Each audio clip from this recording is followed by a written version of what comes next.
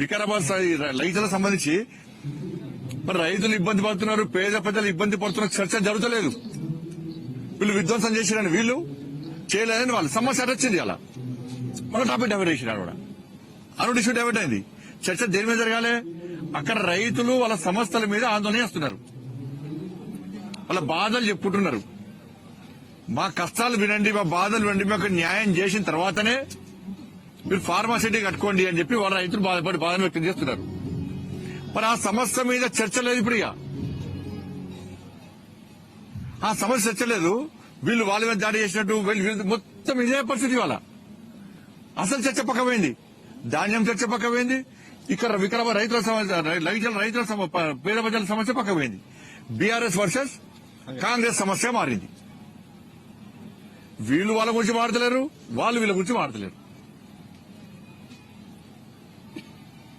Collector గారి మీద దాడి చేయడము తప్పదు.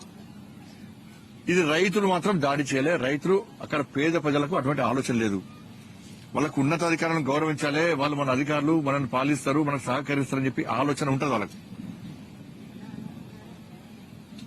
వాళ్ళ బీఆర్ఎస్ వాళ్ళు దాడి చేశారని చెప్పింది ఎవరైనా ప్రభుత్వం చెప్పింది. దీని వెనుక కేసీఆర్ కొడుకున్నాడని చెప్పింది ఎవరు? ప్రభుత్వం చెప్పింది. మరి ఏమైంది? కేసీఆర్ కొడుకుని ఎందుకు లోపడేస్తలేరు? లోపడే చెప్పింది ఎవరు? ఇలా సాక్షాత్తు కలెక్టర్ గారి నివేదికలో దీని వెనుక కుట్ర దాగి ఉందని నా కలెక్టర్ గారు నివేదిక ఇచ్చారు. కుట్ర ఏందో ఈ ప్రభుత్వము ఇది వేరే దేశంలో వచ్చి టెర్రరిస్ట్ వచ్చి దాడి చేస్తే కూడా చర్చ ఇప్పుడు బయటపడుతుండే. వేరే దేశం టెర్రరిస్ట్ వాళ్ళు వచ్చి దాడి చేస్తే ఈ విషయం బయటకొస్తుండే. ఈ ప్రాంత పోలే ఇక్కడ కొంతమంది వ్యక్తులు కుట్ర చేసి దాడి చేస్తే ఆ కుట్రను ఇంకా బహిర్గతం చేస్తారంటే ఈ ప్రభుత్వం శాతకంతరం. ఇది ప్రభుత్వం యొక్క శాతకంతరం. ఇది ఇంత సమస్య, చిన్న సమస్య నువ్వు కుట్రను కూడా మీరు బయట పెట్టలేకపోతున్నారంటే మీ శాతకంతరం, ఫెయిల్యూర్ ప్రభుత్వాన్ని. ఇప్పుడు ప్రభుత్వంలో పెద్దలే అంటారు కేసీఆర్ కొడుకున్నాడని, మీరు అరెస్ట్ చేయరు.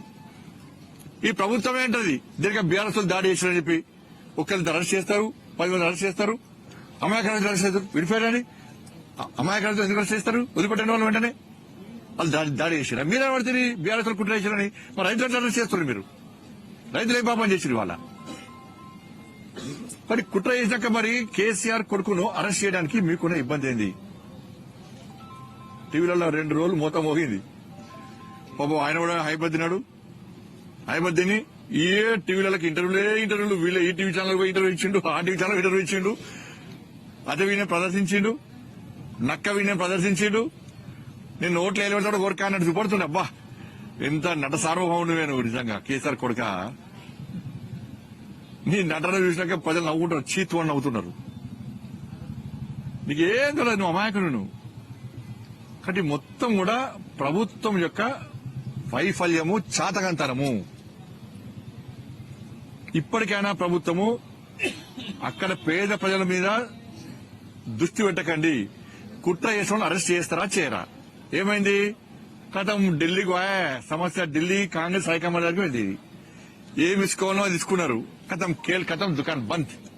ఇక మళ్ళీ అరెస్ట్ చేస్తోటి. ఇక నాకు తెలిసేది ఏరియా అయిపోయింది. ఇక కథం కేసు మళ్ళీ రేపు కొత్త ఇష్యూ స్టార్ట్ చేస్తారు. ఇక ఇష్యూ అలాగే చేయాలని మళ్ళీ రేపు మీరు క్వశ్చన్ అడగారు. ఇక మళ్ళీ రేపు కొత్త ఇష్యూ వస్తుంది. ఇక చూడు అనే కదా ఢిల్లీకి ఏది వేరే ఎవరిగా కలిసిరు. కేసీఆర్ అంటే ఫామ్ హౌస్ అటు చూసుంటాడా అన్న? కాంగ్రెస్ హైకమాండ్ కలిసిరు. అయిపోయా. ఇప్పుడు నేను దీనికి ఉదాహరణ ఎప్పుడు వస్తా మీకు. కాళేశ్వరం అరెస్ట్ ప్రభుత్వం ఏర్పడానే ఏమైందన్నా? కాళేశ్వరం అయిపోయిందా? పండి ఎవరు అరెస్ట్ చేసిరా? స్కామ్ అన్నారు. ఏమైంది? ఎదురు కేసీఆర్ రేపు పడేస్తారన్నారు. కథం పోయింది. ఢిల్లీ పోయింది, కలిసి కేసీఆర్ క్లోజ్. తర్వాత ఫోన్ ట్యాపింగ్ అన్నారు.